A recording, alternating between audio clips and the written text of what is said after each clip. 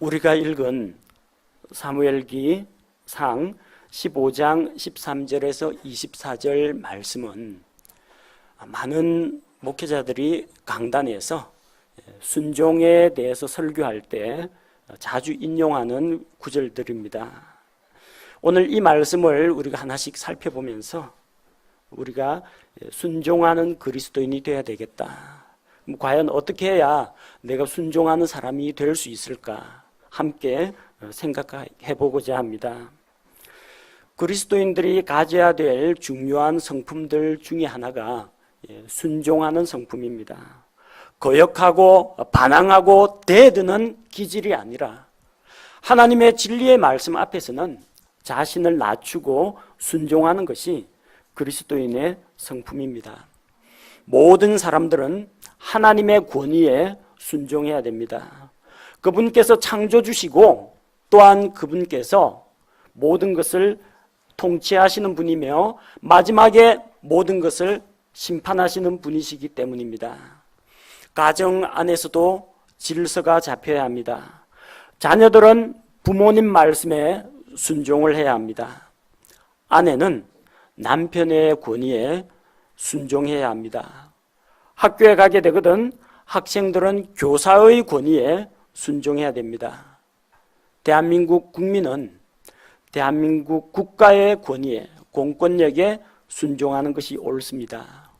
이것은 믿는 사람이나 믿지 않는 사람이나 공통적으로 적용되는 사항이지만 특별히 하나님의 백성, 예수 그리스도를 믿고 구원받은 성도들에게는 반드시 갖추어야 될 덕목 중 하나가 순종하는 것입니다. 성경은 순종하는 것이 하나님께 희생 헌물을 드리는 것보다 더 낫다고 합니다. 우리가 읽은 본문 말씀 22절에 주께서 주의 음성에 순종하는 것만큼 번제 헌물과 희생물을 크게 기뻐하시나이까. 하나님은 번제나 희생물보다도 주의 음성에 순종하는 것을 원하신다는 것입니다. 보소서 순종이 희생 헌물보다 낫고 귀를 기울이는 것이 순양의 기름보다 낫다고 했습니다. 순종하는 것, 말씀에 귀를 기울이는 것이 하나님을 기쁘시게 하는 일이라는 것입니다. 본문에 등장하는 이스라엘 왕 사울은 순종과 불순종에 대한 아주 좋은 본보기가 됩니다. 사울은 본래 권위에 순종하는 자였습니다. 그는 자기 아버지의 명령을 받았습니다. 자기 아버지가 나귀를 잃어버렸어요. 누구 책임이에요? 아버지가 잃어버렸어요. 아들 보고 찾으라고 해요. 혹시 이 젊은 세대들 가운데 그렇게 대드는 아들 나올지 모릅니다. 아버지가 잃어버렸잖아요. 아버지가 찾아요. 왜 나보고 시켜요? 대들 법하죠? 그러나 성경에서는 부모의 권위에 순종하지 않는 자는 그 도시의 장로들에게 이야기해서 마을 밖에서 돌로 쳐 죽이라고 했습니다. 요즘 한 자녀를 둔 가정이 외아들, 외동딸 둔 가정이 많다 보니까 너무 곱게 키웁니다. 그러다 보니까 부모의 권위가 잘 안 씁니다. 아들이, 딸이 원하는 거 다 해주고 싶어 합니다. 물론 사랑하는 마음으로 베풀고 해주는 건 좋습니다. 그러나 무엇이 옳고 그른지는 반드시 가르쳐야 합니다. 그 어린 이제 소년티를 막 벗어난 사울에게 자기 아버지 기스가 잃어버린 나귀를 찾아오라고 합니다. 아빠가 오다가 지갑을 떨어뜨렸다. 아빠가 어디에다 휴대폰을 두고 왔는데 그거는 말이 됩니다. 발이 달려가지고 도망가지는 않거든요. 나귀라는 게 어디 가만히 있습니까? 온 산에 돌아다닐 텐데 찾는 사람 돌아다니고 나귀도 돌아다니고 어떻게 만납니까? 그런 황당한 명령을 받고 그는 온 에브라임 산지를 두루 돌아다녔습니다. 찾다 결국 못 찾게 되자 혹시 아버지가 나귀는 고사하고 우리 잃어버릴까 봐 걱정할 것 같다. 그래서 아버지의 마음을 또 생각하면서 집으로 돌아가기로 결심했습니다. 그만큼 부모의 권위에 말씀에 순종하는 사람이었습니다. 또한 그는 겸손한 사람이었습니다. 하나님께서 사무엘 대언자를 통해서 그에게 기름을 부어 왕으로 세우고자 했습니다. 그리고 백성들이 다 모여 있는 자리에서 사울을 왕으로 세우고자 했는데 사울이 어디 숨었는지 안 나타납니다. 그는 사람들이 가지고 온 짐들 사이에 숨었습니다. 그는 자기를 겸손히 낮출 줄 아는 사람이었습니다. 이스라엘 가운데 우리 베냐민 지파는 가장 작은 지파입니다. 또한 우리 가문은 베냐민 지파 안에서도 가장 작은 자들입니다. 어찌 제가 그린 중책을 맡을 수 있겠습니까? 겸손하게 자기를 낮췄습니다. 사람들이 사울을 왕으로 추대하는데 그쪽에 또 일부 이 불량배들이 나타났습니다. 벨리알의 아들들, 하나님께 순종하지 않는 자들, 이런 자들이 빈정대면서 우리가 기스의 아들과 함께할 이유가 뭐가 있느냐 하면서 그를 왕으로 인정하지 않았습니다. 사람들이 그 자들을 국법으로 다스려야 된다고 그들을 치라고 할 때 사울은 그 사람들에게 분노를 드러내지 않았습니다. 자기를 알아주지 않는 사람들 앞에서도 그는 평상심을 잃지 않았다는 것입니다. 하지만 오늘 읽은 사무엘기상 15장에 보니까 그는 하나님 앞에 범죄했습니다. 그는 사무엘이 전쟁터에 약속한 기한대로 오지 않자 사무엘을 대신해서 자기가 죽게 희생 헌물을 드리는 그런 죄를 앞서 저질렀습니다. 그래서 사무엘로부터 한번 책망을 받았습니다. 이미 사울의 마음이 교만해져 있었던 겁니다. 왕권은 일단 잡았고 제사장 권한, 종교 권력도 내가 잡고 싶다. 그래서 정치하고 종교를 아예 통합을 해버릴 그런 생각이 있었을 겁니다. 사무엘만 희생헌물 드릴 수 있느냐? 내가 왕인데 나도 희생헌물 드릴 수 있다. 제사장도 아니면서 레위 사람도 아니면서 그는 희생헌물을 드림으로써 하나님으로부터 호된 책망을 들었습니다. 그리고 다시 한번 그에게 하나님께서 순종할 기회를 주셨습니다. 아말렉을 진멸하라, 아말렉 족속을 진멸하라는 명령을 그에게 내리셨는데 그는 그 말씀에 불순종하게 됩니다. 그렇게 순종 잘하던 사람이, 그렇게 겸손하던 사람이 어떻게 해서 교만한 사람이 되고 또 불순종의 대표적인 사례로 꼽히게 되었느냐? 우리는 그의 삶을 통해서 반면교사라고 하죠. 부정적인 것을 통해서도 내가 긍정적인 것을 배울 수가 있습니다. 나는 저렇게 해서는 안 되겠다. 나도 저렇게 되지 않을까 조심해야 되겠다. 그런 생각을 가져야 됩니다. 구약시대 이스라엘 백성에게 일어난 이 일들을 왜 신약시대를 살아가는 우리에게 하나님께서 성경에 기록해서 들려주시느냐? 오늘을 살아가는 우리를 위해서입니다. 고린도전서 10장 11절 말씀에 이제 이 모든 일은 그들에게 본보기로 일어났으며 또 그것들은 세상의 끝을 만난 우리를 훈계하기 위해 기록되었느니라. 이 사건을 기록하신 이유는 우리에게 본보기로 삼으라는 겁니다. 또한 우리에게 하나님께서 훈계를 주시기 위해서 이 말씀을 기록해 두셨습니다. 우리는 본문 말씀을 통해서 왜 사울이 실패한 삶을 살았는지, 그에게 있어서 하나님께 순종하기 힘든 부분이 무엇이었는지, 그의 순종하는 삶을 방해하는 것이 무엇이었는지를 살펴봐야 됩니다. 그를 통해 경계를 받아야 됩니다. 주께서 우리에게 주시는 교훈이 무엇인지 살펴보고 우리 생활에 바르게 적용하는 것이 필요합니다.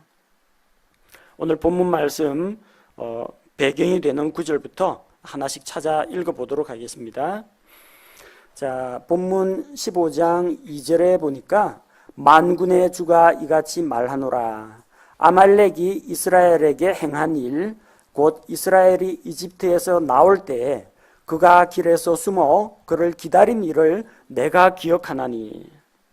하나님의 이름이 뭐라고 표기되어 있습니까? 만군의 주라고 되어 있습니다. 만군의 주, 모든 군대의 주님이라는 이야기입니다. 이 만군의 주라는 표현은 아무 때나 나오지 않습니다. 이스라엘이 극도로 연약할 때, 이스라엘이 고난 가운데 있을 때, 이방인들의 압제를 받을 때, 전쟁터에 나갈 때, 이스라엘에게 위기가 찾아올 때마다 등장하는 이름이 만군의 주, 만군의 주라는 이름이 등장합니다. 하나님은 만군의 주가 되십니다. 모든 군대들의 주님이 되시고 전쟁에 능하신 주님입니다. 주님께서는 지금 어떤 위치에 계시냐? 최고 사령관으로 계신다는 이야기입니다. 사울 왕에게 작전 명령을 하다라는 최고 사령관이 만군의 주라는 겁니다. 자신의 군대를 지휘하는 책임자 사울에게 만군의 주께서 명령을 하다라 하셨습니다. 이것은 대언자 사무엘을 통해서 전달된 주의 말씀입니다. 주의 말씀은 무게가 있습니다. 권위가 있습니다. 그 말씀에 순종하는 것은 하나님을 인정하는 것이요, 그 말씀에 불복종하는 것은 하나님에게 반항하고 반역을 하는 것입니다. 따라서 그 말씀을 받은 자는 말씀에 순종해야 되는 책임이 있습니다. 하나님의 작전 명령이 무엇이었습니까? 3절 말씀해 보니까 지금 가서 아말렉을 쳐서 그들이 가진 모든 것을 진멸하고, 자, 그들의 소유 가운데 얼마만큼 몇 %까지 타격을 주라고 했습니까? 100%입니다. 절반 정도 타격을 입히라는 게 아니고 모든 것을 진멸하라고 했습니다. 남기지 말며 남자와 여자와 어린아기와 젖먹이와 소와 양과 낙타와 나귀를 죽이라고 했습니다. 남녀노소 가리지 말라는 이야기입니다. 여자는 포로로 잡아오라라든지 아니면은 힘센 장정들은 잡아서 노예로 부리라든지 그런 명령은 전혀 없습니다. 다 죽이라는 이야기입니다. 어린아이는 불쌍하니까 봐주라는 이야기도 없습니다. 젖먹이까지 다 죽이라고 했습니다. 소와 양과 낙타와 나귀, 짐승들이 뭔 잘못이 있습니까? 하지만 하나님께서는 그들에게 속한 것은 하나도 남겨두지 말라고 하셨습니다. 18절에 하나님께서 말씀하신 내용이 기록되어 있습니다. 가서 죄인인 아말렉 족속을 진멸하되 그들이 소멸될 때까지 그들과 싸우라 하셨나이다. 진멸, 소멸, 완전히 하나도 남기지 말고 다 죽이라는 이야기입니다. 이게 하나님의 작전 명령서입니다. 하지만 이스라엘 군대를 책임지고 있는 사울은 하나님의 말씀을 있는 그대로 순종하지 않았습니다. 어떻게 그가 불순종했습니까? 아말렉 사람들을 죽이긴 죽였어요. 근데 왕은 사로잡았습니다. 아각 왕은 사로잡았습니다. 아각은 아말렉 남자입니다. 그 민족의 지도자입니다. 죽이려면 제일 먼저 이거부터 죽여야 돼요. 그러나 죽이지 않았습니다. 가축, 모든 가축을 다 죽여서 없애라고 했는데 포동포동 살이 찌고 좀 가치가 있어 보이는 것은 안 죽이고 다 가지고 왔다는 이야기입니다.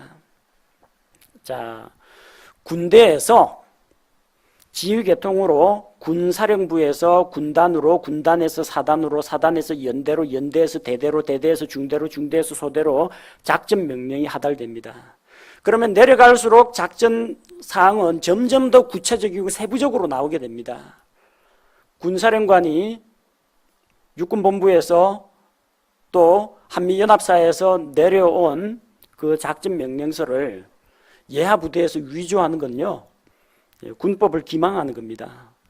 즉결 처분을 받습니다. 그는 작전 명령서를 변조했습니다.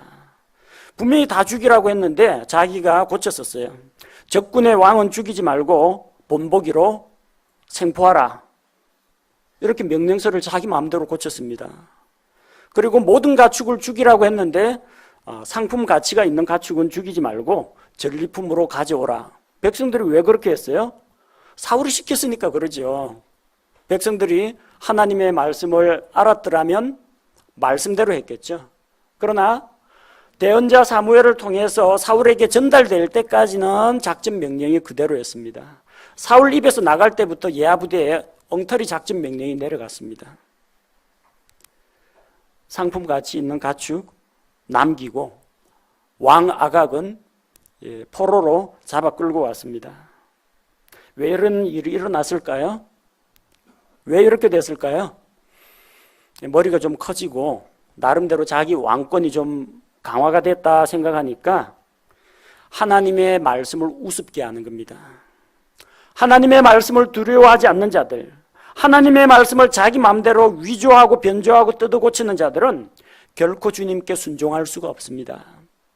대언자들을 통해서 우리에게 전달된 하나님의 말씀을 우리는 있는 그대로 믿고 순종해야 한다는 겁니다.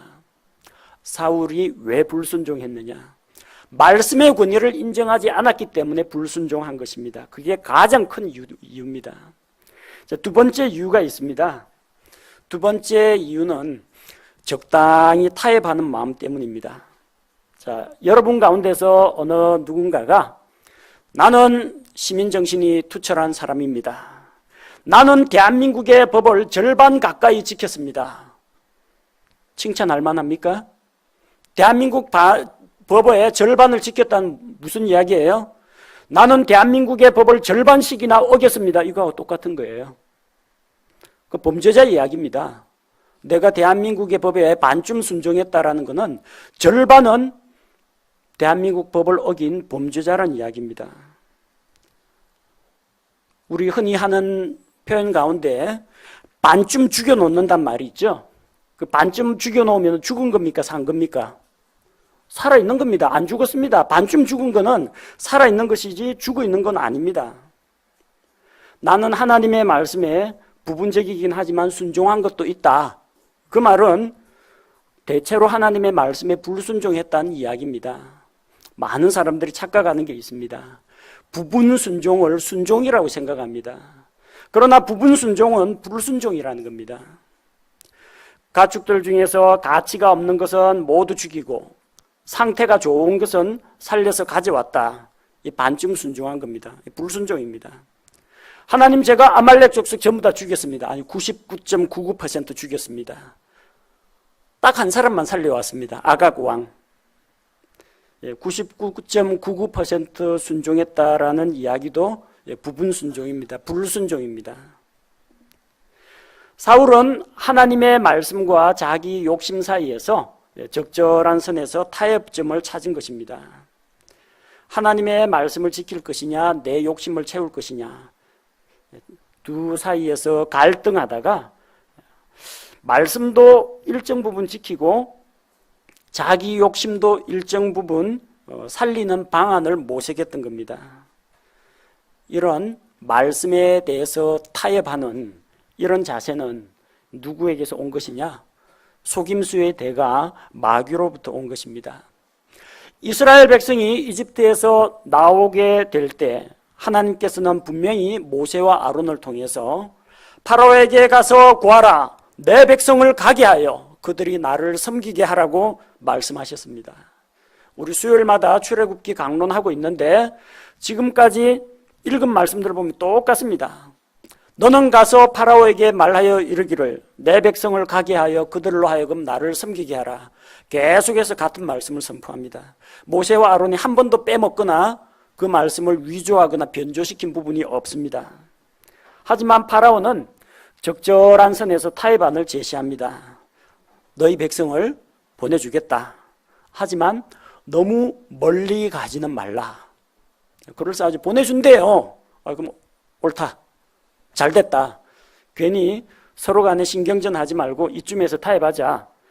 파라오가 이야기하는 건 뭡니까? 너무 멀리는 가지 말고 이집트 변방까지만 가라는 겁니다. 언제든지 너희들을 다시 되돌아올 수 있도록, 언제든지 너희들을 잡아올 수 있도록 멀리 가지 말라는 겁니다. 여러분 신앙생활하면서 그런 유혹받지 않습니까? 가족들이 반대하는데도 예수님 믿는 믿음을 굳건하게 지켰습니다. 뭐라고 합니까? 그래, 너 믿는 건 허락해 줄게. 근데 교회에 너무 깊이 빠지진 마라. 너무 깊이 발 담그진 말라. 그러죠. 그 누가 하는 이야기예요? 마귀가 제시하는 타협점입니다. 그 다음 하나님께 또 호된 징계를 받고 이집트에 여러 가지 재앙이 닥치니까 또 파라오가 나와서 또 싹싹 빕니다. 잘못했다. 보내주겠다. 근데 대신 너희 중 남자들만 가라. 어린아이는 두고 가라. 왜냐하면 어린아이를 보내면 내가 너희한테 힘 실어주는 거 아니냐. 어린아이들을 인질로 이집트에서 잡고 있어야 너희가 나중에 자식들 보고 싶으면 돌아올 거 아니냐. 그 이야기입니다. 너희 중 남자만 가거라. 남자들만 가면은 어떻게 됩니까? 하나님의 말씀에 부분 순종입니다. 곧 불순종이 됩니다. 모세와 아론은 그 타협안을 받아들이지 않았습니다. 그리스도인들 이런 유혹 받지 않습니까? 예수님 믿는다고? 그래, 뭐 너가 그렇게 믿겠다니까, 종교의 자유가 있으니까 대신에 너만 믿어라. 너희 가족들에게 복음 전하지 말고 나보고 교회 같이 가자는 이야기는 하지 마라. 가려면 너나 가라. 그런 이야기입니다. 그러나 우리는 우리가 신앙생활을 할 뿐만 아니라 주변에 있는 사람들에게까지 복음을 전해야 됩니다. 하지만 파라오는 또 보내지 않았습니다. 왜? 모세와 아론이 타협안은 안 된다. 100% 다 가야 된다고 하니까 협상이 결렬됐습니다. 또 하나님께서 여러 가지 재앙으로 이집트를 치셨습니다. 파라오가 다시 타협안을 제시합니다. 다 보내주겠다. 남자, 여자, 노인, 어린아이 다 가라. 대신에 가축은 두고 가라. 가축은 두고 가라. 어차피 너희들 가서 하나님께 희생을 헌물드리고 그리고 너희들 갈 길로 간다고 했는데 그동안 너희들이 가지고 있던 제사는 두고 가라는 이야기입니다. 모세와 아론은 우리가 말발굽, 소발굽 하나도 남겨두지 않고 다 가져가겠다고 했습니다. 또 협상이 결렬됐어요. 그리스도인들 이런 경험 다 당하지 않습니까? 예수 믿는다고 그래? 뭐 너가 믿겠다니까.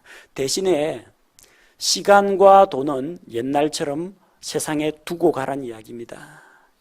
교회에다 갖다 바치지 말고 교회에 너무 많은 시간 들이지 말고 너희 공부도 해야 되고 놀기도 해야 되고 낚시, 등산, 골프도 해야 되고 여행도 떠나야 되고 그러지 않느냐. 하나님께는 일주일에 1시간만 딱 예배드리고 나머지 시간은 전부 다 마귀와 세상을 위해 바쳐라. 이 가축은 두고 가라는 이야기입니다. 그러나 우리는 그런 거에 타협할 수 없습니다. 예수 그리스도 나의 주님이십니다. 그러면은 나에 속한 모든 것은 주님의 것입니다. 따라서 이것을 일주일 중에 하루는 하나님 드리고 일주일에 엿새는 마귀에게 준다? 잘못된 겁니다. 일주일 중에 전부가 하나님 겁니다. 나의 시간도 하나님의 것입니다. 10분의 1은 하나님께 바치는데 그럼 10분의 1 뗐으니까 10분의 9는 내 겁니다. 그런 이야기가 아닙니다. 10분의 10 전부가 주님의 것입니다. 그런데 내가 일상생활하는데 필요하기 때문에 하나님께서 은혜로 내가 쓸 수 있도록 주시는 겁니다. 그걸 잘 알아야 됩니다. 절대로 이렇게 부분 순종의 타협 제시안에 넘어가서는 안 됩니다. 성경 말씀 앞에서 세상과 타협하고 죄와 타협하는 자는 결코 하나님 앞에 순종할 수가 없습니다. 상담 들어보면요, 대부분 저를 찾아와서 상담하는 분들은 상당히 깨어있고 건전한 분입니다. 진짜로 신앙생활이 엉망진창인 사람은 아예 저한테 상담도 안 합니다. 혼자서 앓고 있거나 아니면 앓지도 않습니다. 고민도 안 합니다. 그냥 되는 대로 살아갑니다. 저 어떻게 하면 좋죠? 하고 찾아온다는 자체가 뭡니까? 뭔가 찔림이 있다는 이야기예요. 뭔가 이러면 안 되는데 하는 그런 생각이 있다는 겁니다. 만나서 이야기를 해보면 이야기도 잘 됩니다. 성경 말씀으로 보면 성경 말씀도 옳습니다. 목사님 말씀도 다 맞거든요. 그런데 제 생각은 하고 또 타협안을 제시를 하는 겁니다. 아니, 상담할 때 왜 상담하러 옵니까? 그러려면 상담하러 오지 말지. 알아서 결정하지. 왜 그걸 물어봅니까? 타협안에 제가 도장 찍어주기를 기대하고 오는 겁니까? 저는 있는 그대로 성경 펼쳐가지고 이야기해 줍니다. 자, 이게 하나님 원하시는 겁니다. 선택은 이제 상담 받으시는 분이 알아서 결정해야죠. 제가 뭐 윽박 지르거나 강제로 사람을 억압할 수는 없으니까 저는 정답만 가르쳐 드립니다. 정답대로 하실지 말지는 당사자가 할 일입니다. 알게 모르게 우리는 타협을 많이 합니다. 학생들 시험 볼 때마다 그런 유혹 받죠. 다른 애들은 저기 공부 잘하는 애 옆에 앉아가지고 서로 보여주기 이런 것들 컨닝, 부정에 의합니다. 근데 컨닝은 이 간이 작아가지고 못해요. 하나님 이제 컨닝은 안 하겠습니다. 남의 거 보고 쓰는 거는 도둑질입니다. 대신에 컨닝 페이퍼 만들어가 제 거 제가 보고 쓰겠습니다. 이것도 속이는 겁니다. 이것도 사기입니다. 거짓말입니다. 그런 식으로 타협하면 안 돼요. 그리스도인으로서 술을 멀리해야 된다는 것은 저도 알고 있습니다. 하지만 오늘은 부장님이 나온다고 하니까 딱 한 잔만. 요거 타협입니다. 한 잔을 마시나 10잔을 마시나 술 마신 건 술 마신 거 아닙니까? 하나님의 말씀에 불순종한 건 사실입니다. 교회에 와서 하나님께 예배 드리는 건 맞죠. 저도 압니다. 하지만 오늘은 저 친척 결혼식이라 그런 경우가 좀 많습니다. 하나님의 말씀에 순종하려고 하는데 내 생각하고 세상이 제시하는 혹은 주변 가족이나 친지가 제시하는 타협안이 들어오는 경우가 많습니다. 근데 여러분 정답만 말씀드릴게요. 적당히 타협해가지고 부분 순종하는 것은 그 불순종하고 똑같은 겁니다. 99.99% 아말렉을 다 진멸하고 아각 왕 한 명 딱 살려왔는데도 하나님이 불순종했다고 야단치지 않습니까? 반쯤 순종한 것은 말할 것도 없습니다. 그 불순종입니다. 왜 사울이 불순종했습니까? 왜 우리가 하나님께 전적으로 순종하지 못합니까? 이유가 있습니다. 적당한 선에서 타협하려고 하기 때문입니다. 하나님하고 세상 사이에서 양다리 걸치고 이쪽에 좀 유리할 때는 이렇게, 저쪽에 유리할 때는 저렇게. 교회 와서는 경건한 척, 세상 친구 만나면 또 그쪽하고도 또 분위기 맞춰줘야 되고, 적당히 타협하다가 양쪽 다 인정을 받지 못합니다. 하나님도 그 사람 인정하지 않고 세상 사람들도 그 사람 크리스찬인 줄 알았던데 술, 담배 뭐 다 하던데 크리스찬인 줄 알았던데 영 우리하고 별 다를 거 없네. 그래버리면 선한 감정을 잃어버리고 마는 겁니다. 세 번째, 사울이 불순종하게 된 이유가 있습니다. 재물에 대한 탐욕 때문입니다.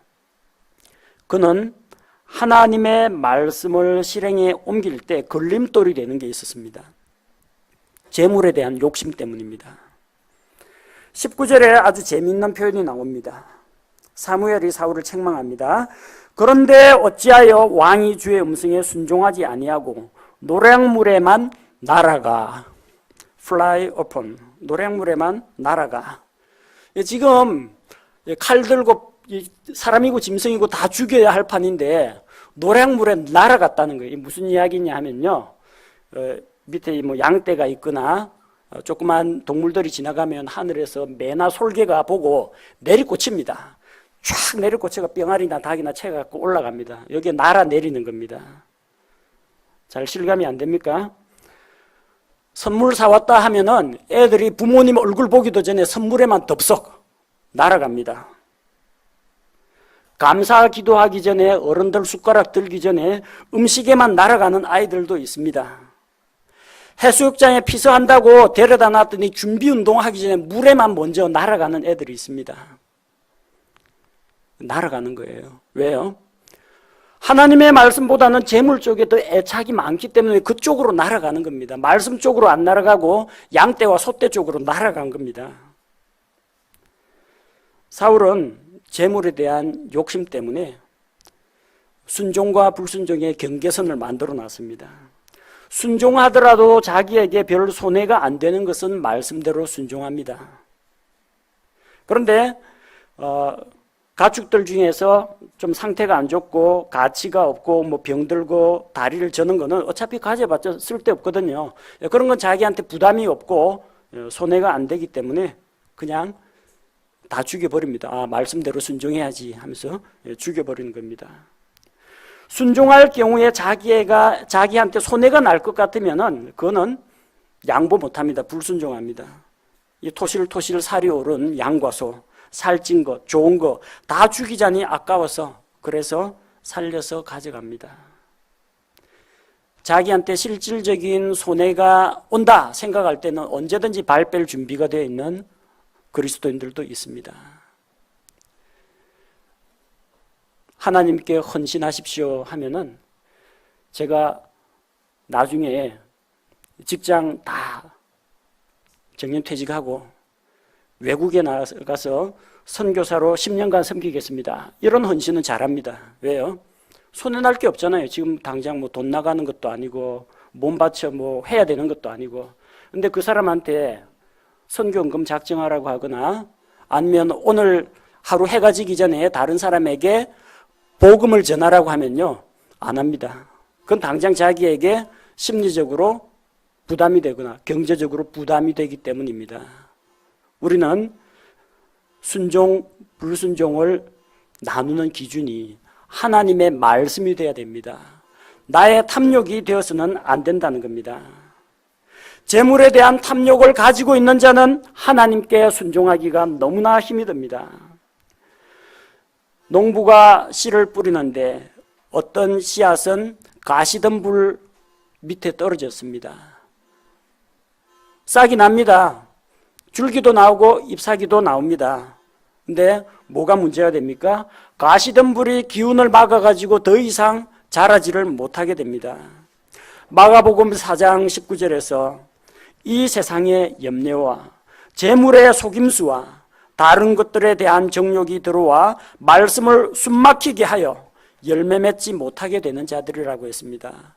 재물의 속임수, 재물에 대한 그 욕심 때문에 열매 맺는 삶을 살아가지 못하게 되는 겁니다. 우리 그리스도인들이 조심해야 될 것, 재물에 대한 탐욕을 주의해야 됩니다. 재물에 대한 욕심이 있는 자는 재물의 눈이 어두워서 말씀에 순종하지 못하게 된다는 겁니다. 네 번째로 우리가 조심해야 될 게 있습니다. 공명심이라고 하죠. 명예심.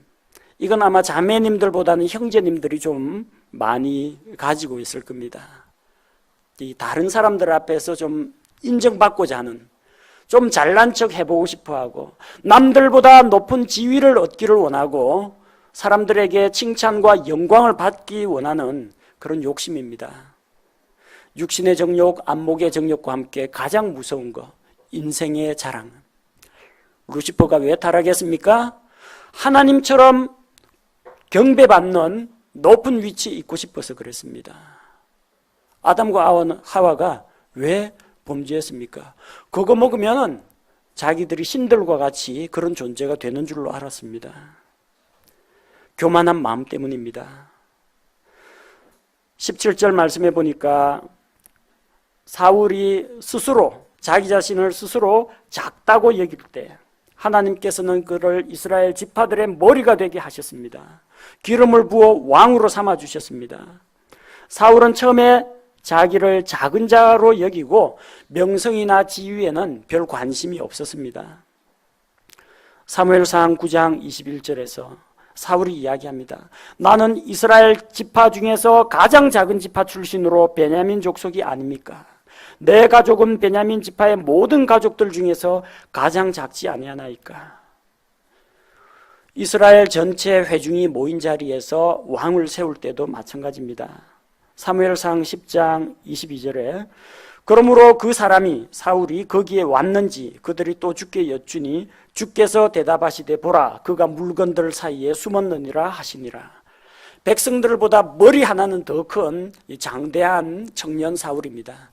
하지만 그는 사람들 앞에서 그렇게 나서서 주목받고 또 사람들로부터 추앙받는 게 부담스러워 가지고 자기 키를 낮추고 짐들 사이에 숨었던 것입니다. 그랬던 그가 명예욕에 불타가지고 하나님의 말씀을 어기게 됩니다. 사무엘상 15장 8절 말씀에 보면은 사울이 아말렉 족속의 왕 아각을 산채로 사로잡았다고 했습니다.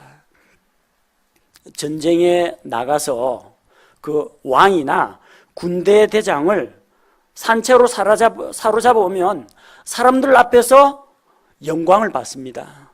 다 죽이고 아무것도 가진 것이 없이 완전 폐잔병처럼 온몸에 상처투성이요 핏자국이요 해가 너덜너덜해진 모습으로 헬렐레 해가지고 들어오면요 누가 봐도 저 폐잔병으로 보입니다. 하지만 적장을 잡아가지고 포로로 꽁꽁 묶어가지고 딱 칼 겨누고 딱 걷게 하면요 이 대장으로 위신이 섭니다. 백성들 앞에서도 좀 폼이 난다는 겁니다. 그거 하고 싶어서 사람들한테서 내가 전쟁에서 이기고 돌아왔노라 그 자랑하고 싶어서 그래서 살려서 데려온 겁니다. 이렇게 마음속에 교만한 생각을 품고 있는 자는 결코 하나님의 말씀에 순종할 수가 없습니다. 왜 사람들이 자주 넘어지고 다툼이 생기고 말씀에 불순종하느냐? 교만한 마음, 자기 자랑, 명예욕 때문에 그렇습니다. 다섯 번째, 사울이 왜 불순종했느냐? 도망갈 구석이 있기 때문입니다. 변명을 하고 핑계할 구석이 있기 때문에 그렇습니다. 대언자 사무엘로부터 책망을 받았을 때 사울은 제가 잘못했습니다 하고 그 자리에서 하나님 앞에 회개하고 돌아오지 않았습니다. 뭐라고 변명을 합니까? 변명이 아주 또 기가 막힙니다. 15절에 보니까 사무엘상 15장 15절에 보니까 내가 그런 건 아니고요. 백성이 주 당신의 하나님께 희생물을 드리려고 가장 좋은 것을 남겼습니다. 21절 백성이 내가 한 거 아닙니다. 백성이 내가 한 게 아니고 제 백성이 그랬어요. 주 당신의 하나님께 희생물을 드리려고 가장 좋은 것을 취했다는 겁니다. 자, 여기 참 표현이 주 나의 하나님이 아닙니다. 주 당신의 하나님입니다. 사울의 하나님이 아니고요. 사무엘 대언자 당신 하나님 때문에 내가 챙겨온 거야. 당신 하나님 챙겨주려고 신경 좀 썼지. 이 이야기입니다. 이게 나만 잘 먹고 잘 살자고 한 게 아니야. 당신과 당신이 믿는 그 하나님 때문이야. 누구 핑계대요? 하나님 핑계댑니다. 다 좋은 게 좋은 거 아니냐. 당신이 믿고 섬기는 그 하나님한테 득이 되면 득이 됐지 손해가 나는 일은 안 한다. 이 많이 살찐 가축들 많이 갖고 와서 당신이 믿는 하나님한테 갖다 주면 그 하나님 좋아할 거 아니냐. 그렇게 하나님 핑계를 댄 겁니다. 두 번째 핑계는 백성 핑계됩니다. 내가 그런 게 아니에요. 15절 백성이 희생물 드리려고, 21절 백성이 희생물 드리려고, 20절에서는 자기만 쏙 빠져나갑니다. 참으로 나는 주의 음성에 순종하여, 참으로 나는 순종했습니다. 그런데 뭐가 문제예요? 21절 다만 백성이, 참으로 나는 순종을 했는데 다만 하지만 백성이 안 했다는 이야기예요. 다 백성 핑계입니다.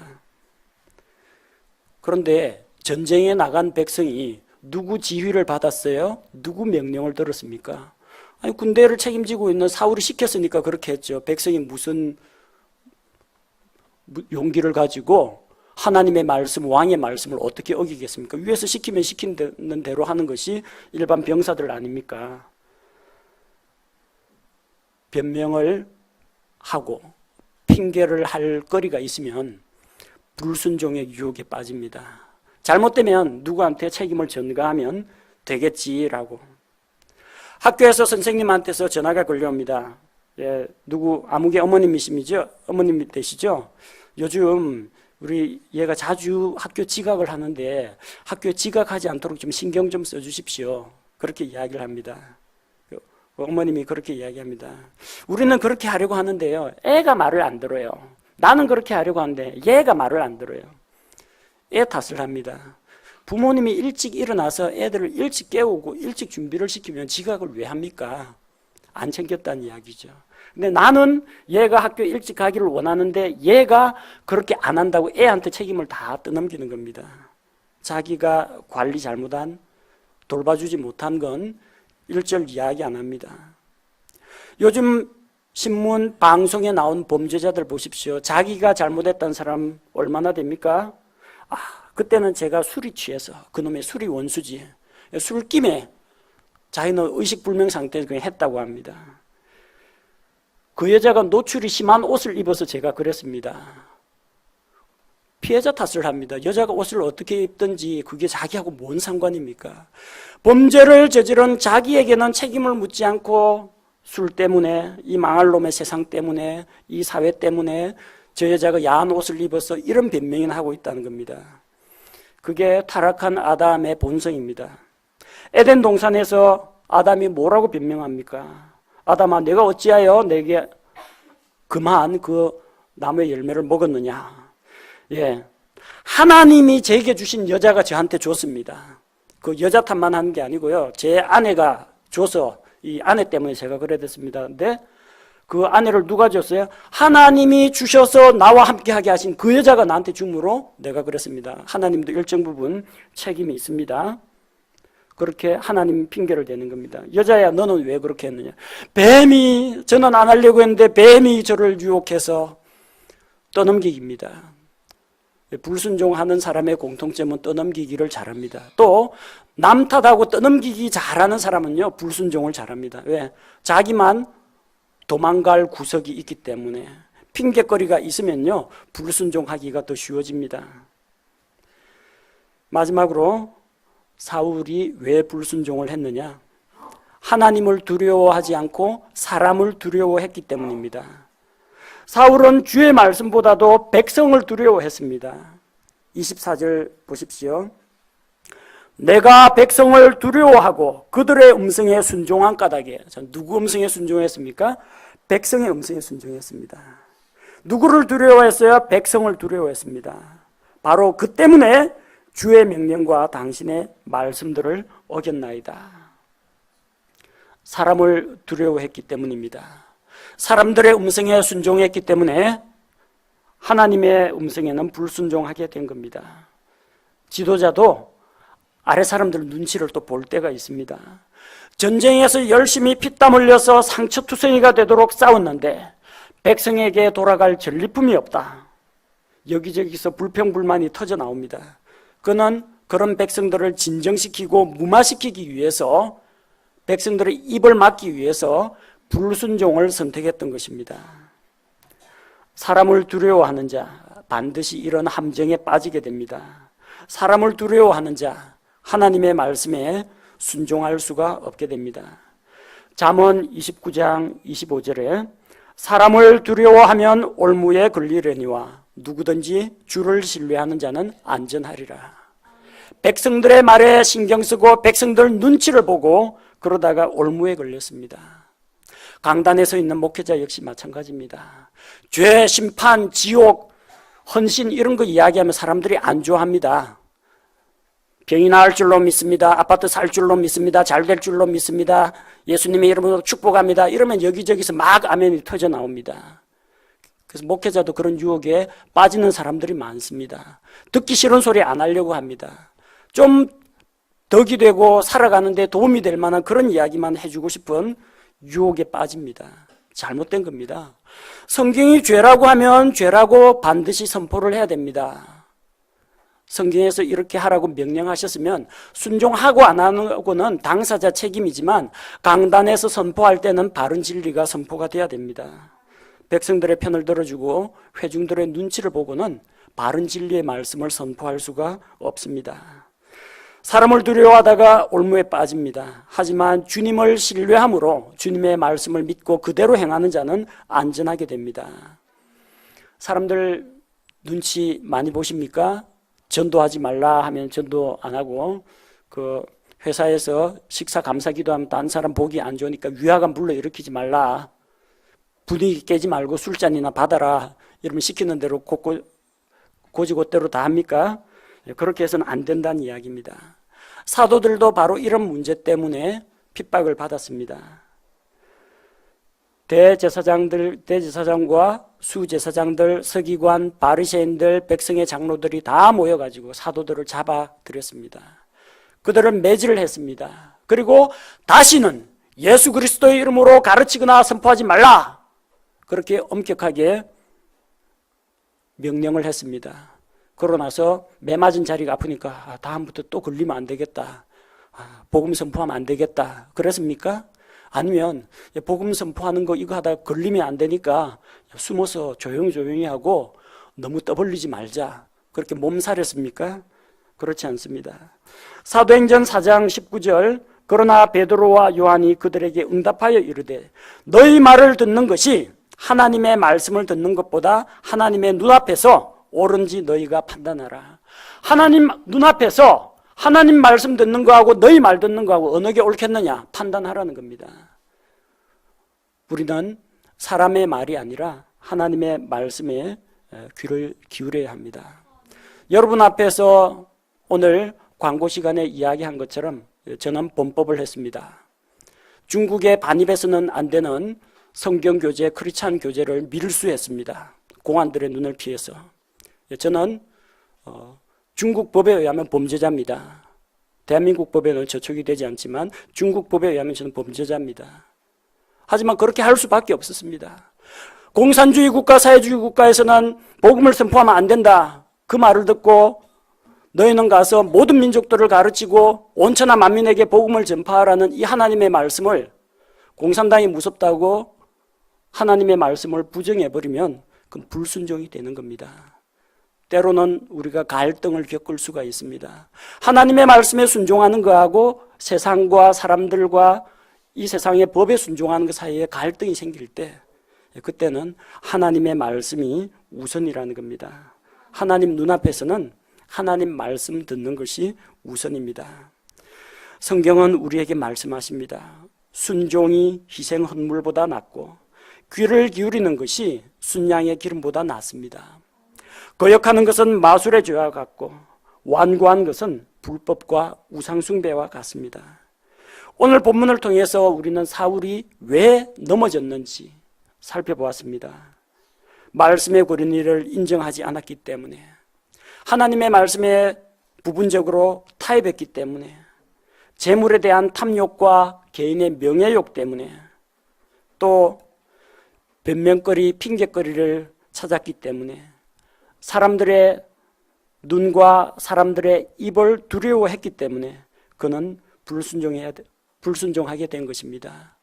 사울의 실패를 우리가 거울로 삼아서 그 반대되는 측면들, 말씀의 권위를 인정하고 세상과 타협하지 말고 재물에 대한 욕심을 버리고 명예욕도 버리고 또 하나님 앞에서 감히 변명하거나 핑계하려고 하지 말고 사람보다는 하나님을 두려워함으로써 순종하는 그리스도인이 되어야 됩니다.